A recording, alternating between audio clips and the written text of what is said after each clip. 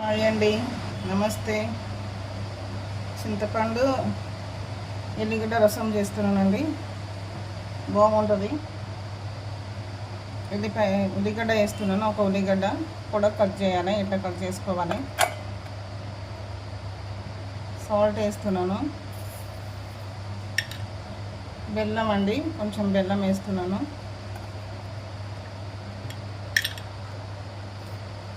Sugar అండి, కొంచెం sugar వేసుకోవాలి. బెల్లం వేసాము కదా, కొంచెం షుగర్ వేసుకోవాలి.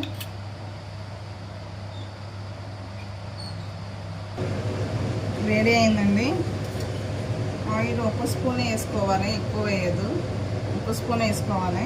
రసంలో బాగుంటుందండి చాలా.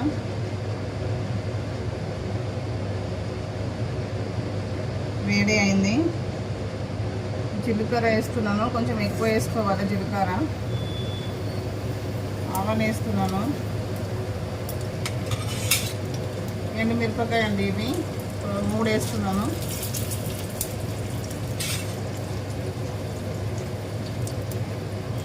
ఎల్లిపాయలు 4 వేస్తున్నాను.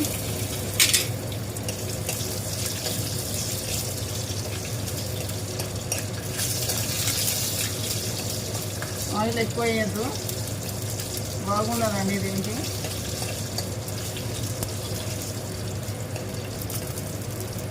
వేగాక మిరపకాయ వేసుకోవాలి. ఒక 2 మిరపకాయ వేస్తున్నాను.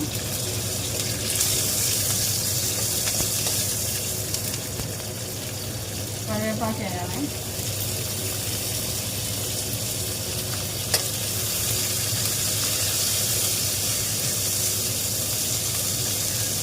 చింతపండు రసం అండి, చాలా బాగుంటుంది.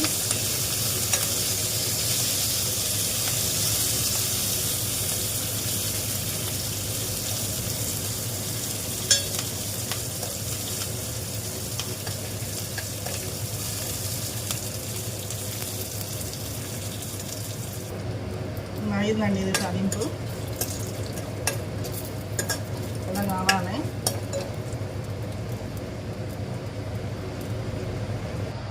ఇదండి, ఇది తాలింపు పెట్టుకున్నాను కదా, ఇది చింతపండు ఇలా చేసి పెట్టుకున్నాను. ఈ తాలింపు అండి దీంట్లో వేయాలి.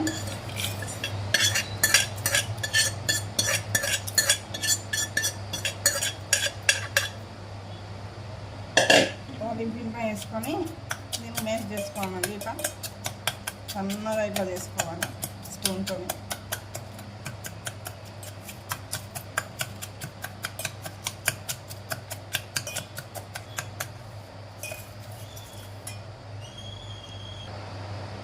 సన్నగా ఇట్లా చేయాలండి. ఇట్లా కావాలి. మొత్తం మీద కలిసిపోయేటట్లా ఇట్లా సన్నగా చేసుకోవాలి.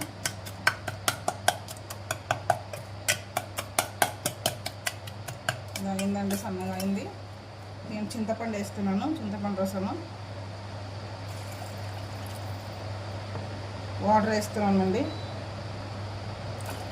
2 గ్లాస్ వాటర్ వేస్తున్నాను. అయిందండి, ఇంతే. చూసుకొని మీరు సాల్ట్ ఉందో లేదో చూసుకొని వేసుకోనండి. ఇలా చింతపండు ఎక్కువ అయితే, పులుపు ఎక్కువ అయితే కొంచెం వాటర్ వేసుకోండి. పులుపు లేకపోతే సరిపోతుంది. సాల్ట్ కూడా లేకపోతే వేసుకోండి, బాగుంటుంది, చాలా బాగుంటుంది.